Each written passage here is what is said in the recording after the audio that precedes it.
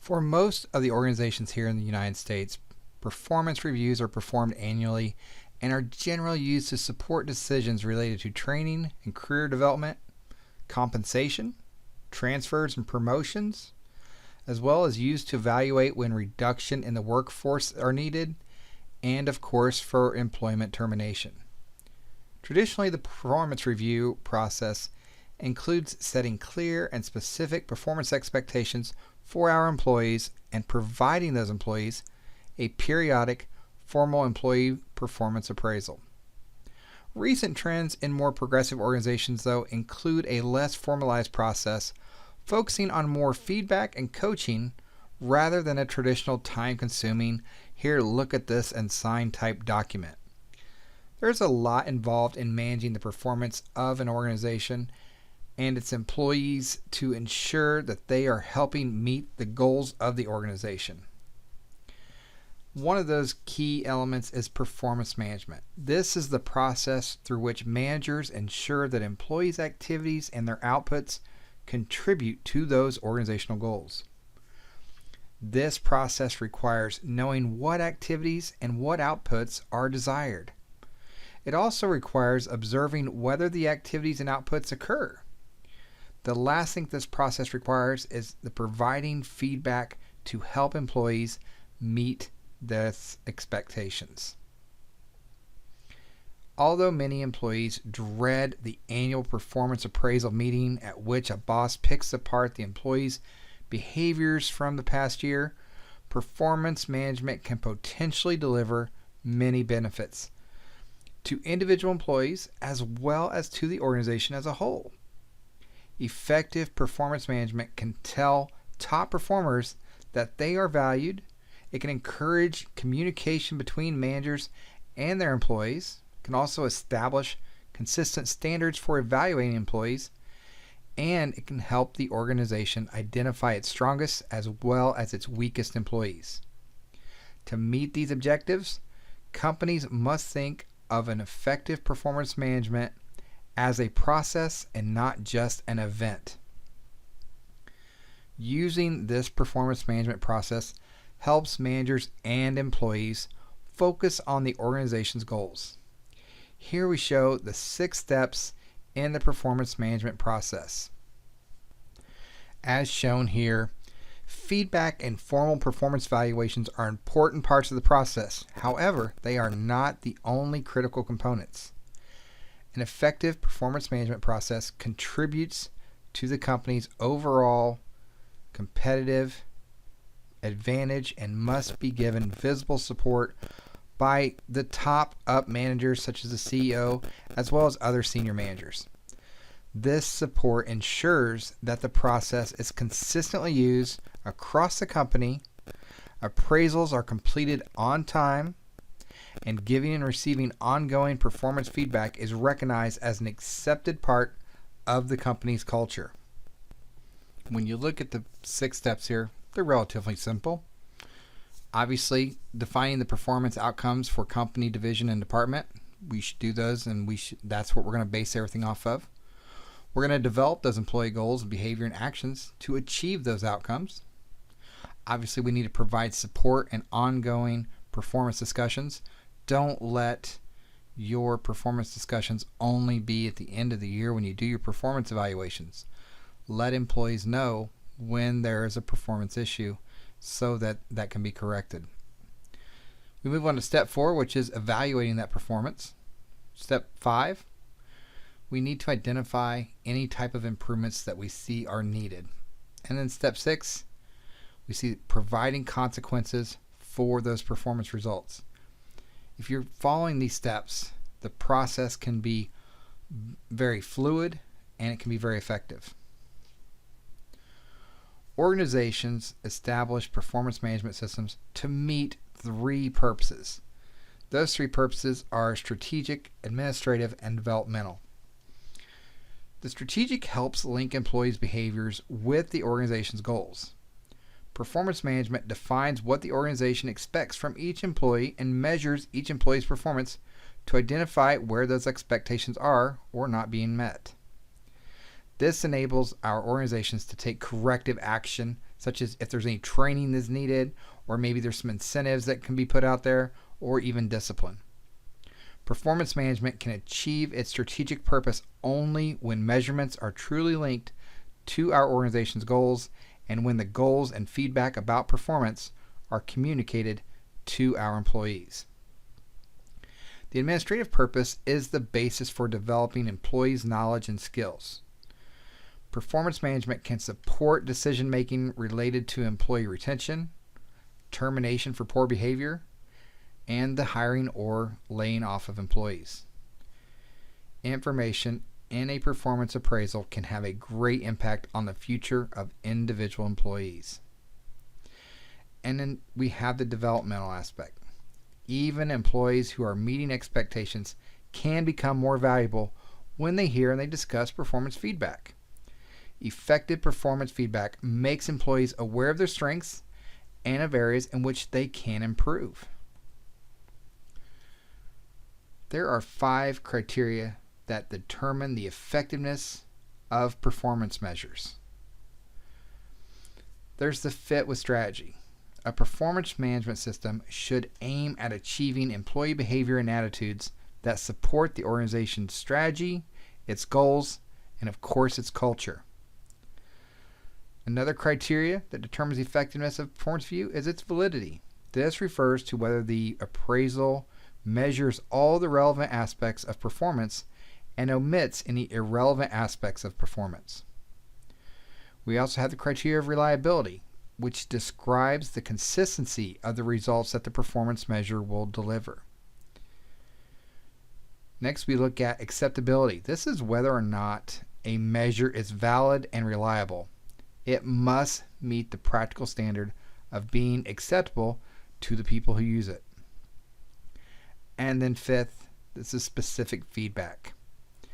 A performance measure should specifically tell an employee what is expected of them and how they can meet those expectations. Being specific helps performance management meet the goals of supporting strategy and developing employees. If a measure does not specify what an employee must do to help the organization achieve its goals, it does not support the strategy. If the measure fails to point out employees' performance problems, your employees will not know how to improve. Let's look at comparing some methods for measuring performance. Discuss a few here. There's the simple ranking. You might even hear this called the alternative ranking in some organizations. This method of performance measurement requires managers to rank employees in their group from the highest performer to the poorest performer. There's also the force distribution model. This is a method of performing measurement that aligns a certain percentage of employees to each category in a set of categories.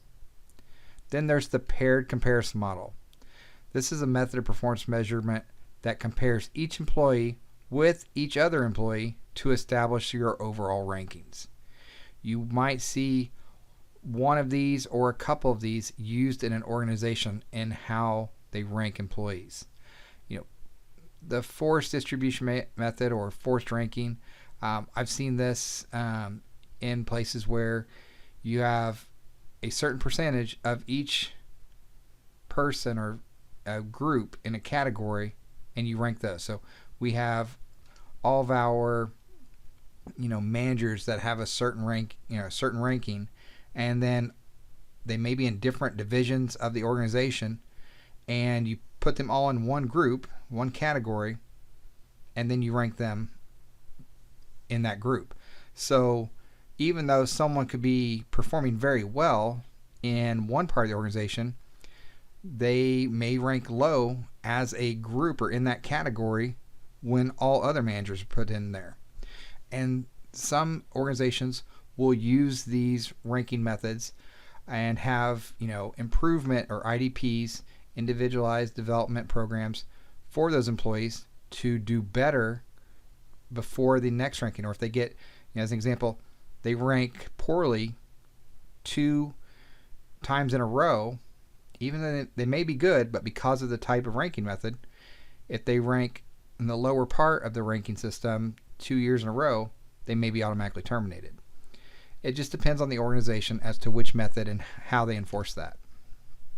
We'll talk now about measurement or management by objectives. Management by objectives, or MBO, is what you typically hear it referred to as, is a system in which people at each level of the organization set goals in a process that flows from the top to the bottom. So employees at all levels are contributing to the organization's overall goals, because as you move down a layer, those employees are supporting or doing activities that support the objectives of the people that are above them. These goals become the standards for evaluating each employee's performance. Now, I mentioned the term productivity. This usually refers to the output of production, but it can be used more generally as a performance measure.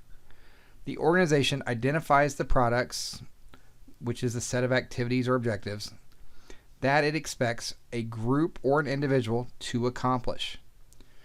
Performance measurement then can focus on managing by those objectives measurable results of a job or even a work group. When it comes to management by objectives, there are really three components to this. Your goals are set, they're specific, they're difficult, and they're very objective. Managers and their employees work together to set those goals. And then the third component of a management by objective system is that the manager gives objective feedback through the rating period to monitor the progress towards those goals. Management by objectives can have a very positive effect on the organization's performance as well as the individual employee's performance. Now we'll talk about total quality management, or TQM.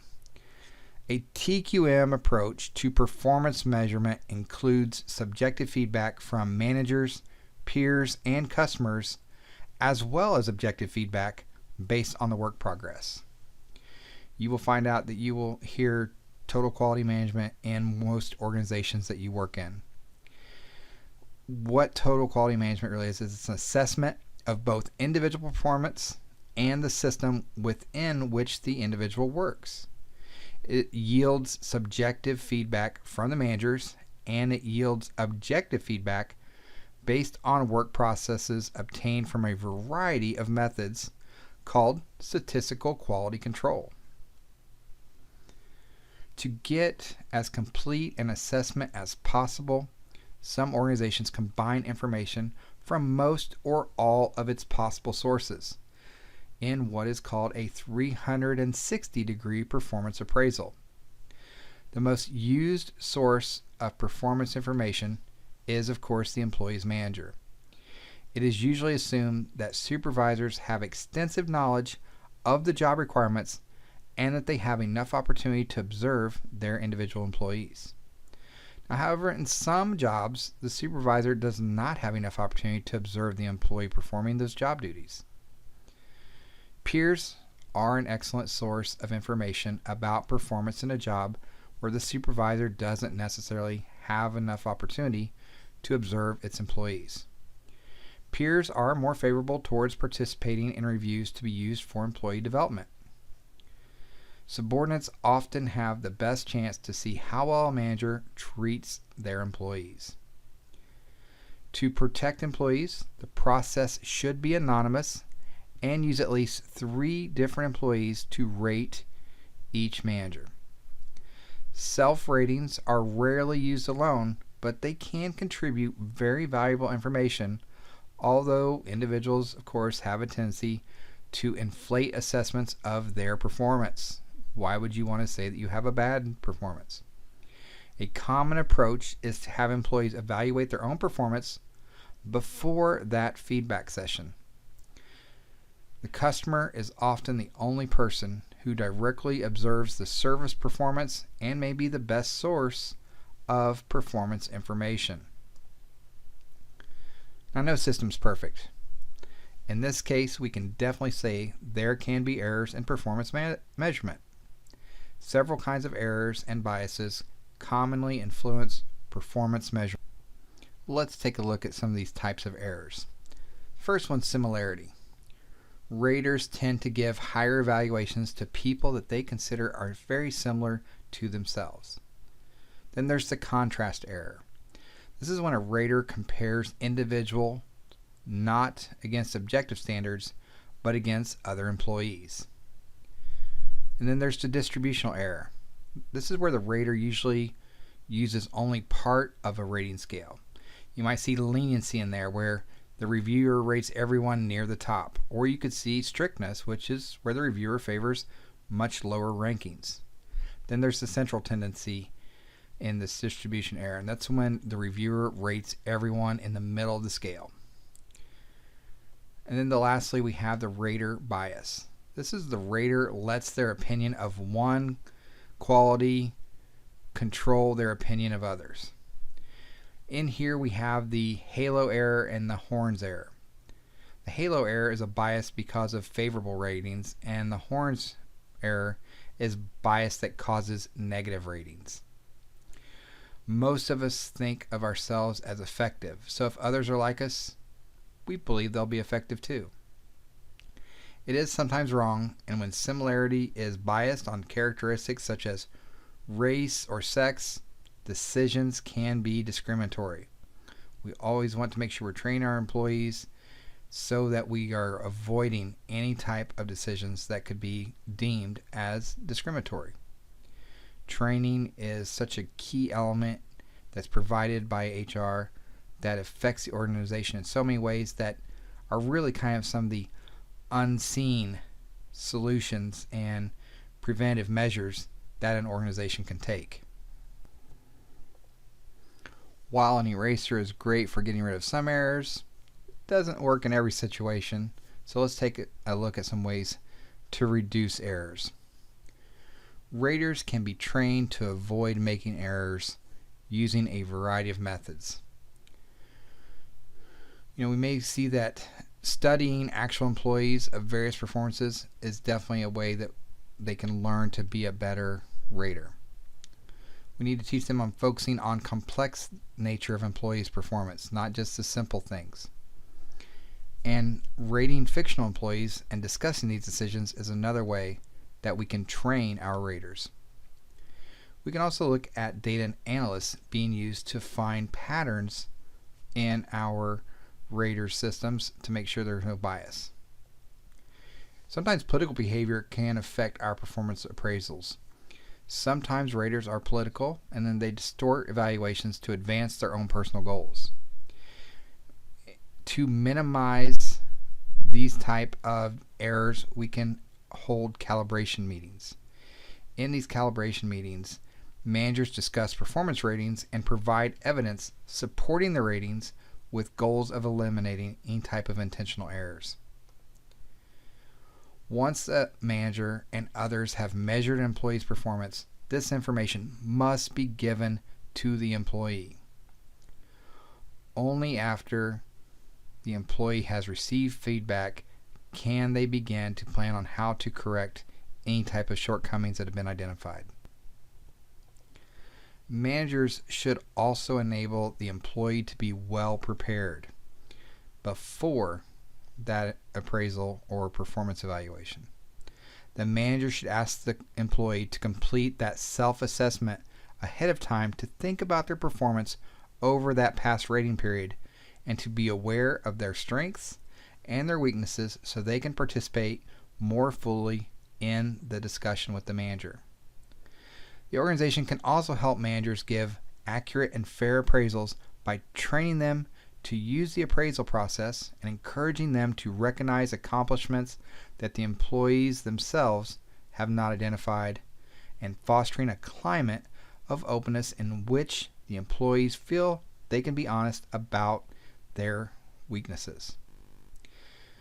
This should be a regular, expected management activity. It's beneficial when it's scheduled frequently.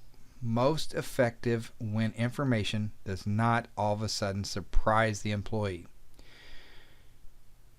Employees are motivated when they know if they are on the right track.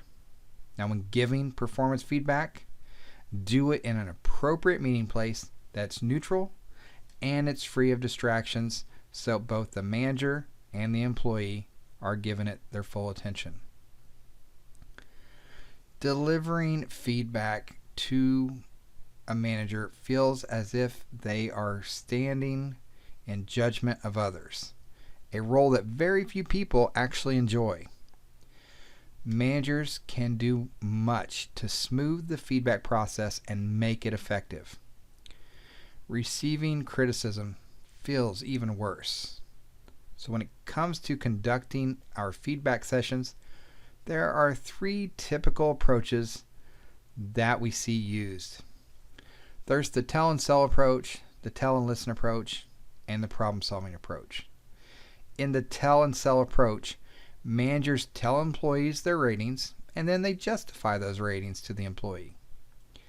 In the tell and listen approach, managers tell employees their ratings and then let those employees explain their own views. Then there's the problem solving approach. Here, managers and employees work to solve any performance problems. Now, although the performance solving approach is superior, most managers rely on the tell and sell approach, and it's been that way for decades in many, many different organizations. Managers can improve employee satisfaction with the feedback process by letting employees voice their opinions and discuss performance goals. Frequent feedback is an opportunity for strengthening a relationship of trust between the manager and that employee. In finding solutions to performance problems, the type of action depends on whatever that employee lacks. It could be a lack of ability, or it could be a lack of motivation. Sometimes we might see it's a lack of both.